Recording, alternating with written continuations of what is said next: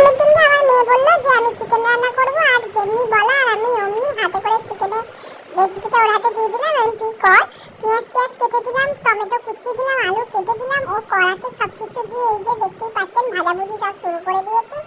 এরপর লঙ্কার গুঁড়ো দিয়ে দিল, খানিকটা হলুদ গুঁড়ো, নুন, মিষ্টি সব দিয়ে মাংসটা দিয়ে ঝপাত ঝপাত করে পুরো কষাতে শুরু করে দিয়েছে। ব্যাস বেশ করে কষিয়ে যখন ওটার তেলটা একদম বেরিয়ে গেল, ব্যাস অমনি ওর মধ্যে গরম জল দিয়ে দিল, দিয়ে আর খানিকক্ষণ ফুটিয়ে গরম মশলা দিয়ে আর মাংসটা একদম চাপা দিয়ে দিল দুম করে। যা, তারপর বেশ কিছুক্ষণ ফুটে যাওয়ার পর মাংসটা সেদ্ধ হয়ে যাওয়ার পর ছবিটা এরকম চলে এলো। তার উপর কিছুটা কাঁচা লঙ্কা দিয়ে দিল, দিয়ে আরেকটু খানিকটা দম দিয়ে ফুটতে দিল।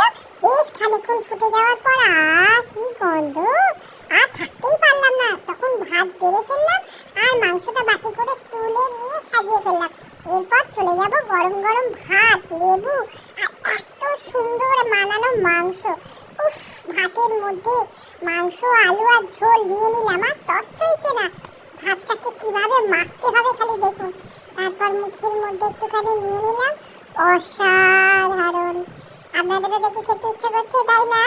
চলে পড়ুন, আপনারাও বানিয়ে ফেলুন ঠিক এই রকম করে মুরগির মাংস। তবে বুঝতেই পারছিলাম না যে খাসি মাংস খাচ্ছি না মুরগির মাংস।